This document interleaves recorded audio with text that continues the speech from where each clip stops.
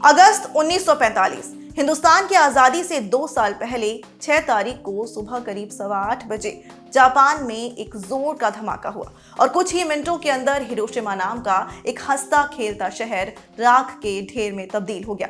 इसके ठीक 3 दिन बाद 9 अगस्त को एक बार फिर से धमाका हुआ और नागासाकी शहर बर्बाद हो गया।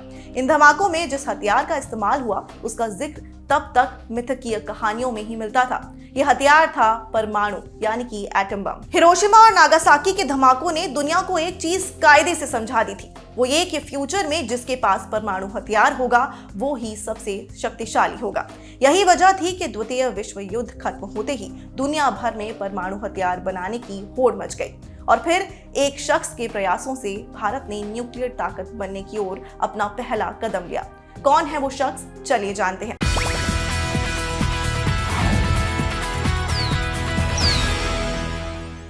नमस्कार, मेरा नाम है मानसी। आप सभी को आजादी के अमृत महोत्सव की ढेर सारी शुभकामनाएं। आजाद भारत के 75 वर्ष पूरे होने पर हम रंगरूट पर बात कर रहे हैं देश की कुछ ऐसी शख्सियतों की जिनके प्रयासों से भारत को ऐसे संस्थान मिले जो आज देश को गढ़ने में बढ़ने में महत्वपूर्ण भूमिका निभा रहे हैं।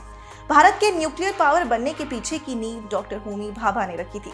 साल 1947 में आजाद हुए भारत ने नॉन अलाइनमेंट की नीति अपनाई और हर वैश्विक मंच पर परमाणु हथियारों को रोकने की बात कही, लेकिन ये साफ था कि जब तक दूसरे देश न्यूक्लियर आर्म्स की होड़ में रहेंगे, भारत इससे पीछे नहीं हट सकता। नई सरकार ने 15 अप्रैल 1948 को एटॉमिक एनर्जी एक्ट पास किया, जिसके तहत इंडियन एटॉमिक एनर्जी कमीशन यानी कि IAEC का गठन हुआ। इसका उद्देश्य था परमाणु ऊर्जा के क्षेत्र में भारत को अपने पैरों पर खड़ा करना। IAEC के गठन के मौके पर प्रधानमंत्री पंडित जवाहरलाल नेहरू ने कहा, एटॉमिक ऊर्जा विकसित करने के पीछे हमारा उद्देश्य केवल शांति है, लेकिन एक देश के तौर पर अगर हमें मजबूर किया गया तो हमें इसका इस्तेमाल और तरीकों से भी करना पड़ेगा। इस मामले पर हमारी भावनाएं कितनी ही पवित्र क्यों ना हो, लेकिन हम में से कोई भी इसके वाजिब इस्तेमाल से इनकार नहीं कर सकता। 3 जनवरी 1949 को IAEC ने एक नया उपक्रम बनाया, atomic energy establishment Trombay AAET, जिसे आज हम भाभा एटॉमिक रिसर्च सेंटर यानी कि बार्क के नाम से जानते हैं। इस एटॉमिक रिसर्च सेंटर का नामकरण डॉक्टर होमी जहांगीर भाभा के नाम पर रखा गया है, जिन्होंने देश को एटॉमिक एनर्जी के क्षेत्र में आत्मनिर्भर बनाने में महत्वपूर्ण भूमिका निभाई। होमी भाभा का जन्म मुंबई में एक पारसी परिवार में 30 अक्टूबर 1909 को हुआ। घर वाले चाहते थे कि बेटा इंजीनियर बने, Tata iron and steel company में सीनियर पोजीशन ले, लेकिन भाभा को इंटरेस्ट था थ्योरेटिकल फिजिक्स में। फर्स्ट क्लास के साथ मैकेनिकल इंजीनियरिंग पास करने के बाद वे फिजिक्स पढ़ने में लग गए। कैम्ब्रिज यूनिवर्सिटी में वो 1939 में छुट्टियों के लिए इंग्लैंड से भारत आए हुए थे। तभी द्वितीय विश्व युद्ध शुरू हो गया तो वो वापस नहीं जा सके। फिर यहीं Indian institute of sciences Bengaluru में रीडर के पद पर पढ़ना शुरू कर दिया। मार्च 1944 में होमी भाभा ने सर दोराब ट्रस्ट में एक प्रपोजल सबमिट किया, देश में एक न्यूक्लियर रिसर्च इंस्टीट्यूट बनाए जाने का प्रपोजल। इस प्रपोजल को मंजूरी मिली दिसंबर 1945 में। इसके बाद Tata institute of fundamental research की स्थापना हुई और यहीं से देश में एटॉमिक एनर्जी पर रिसर्च का काम शुरू हुआ।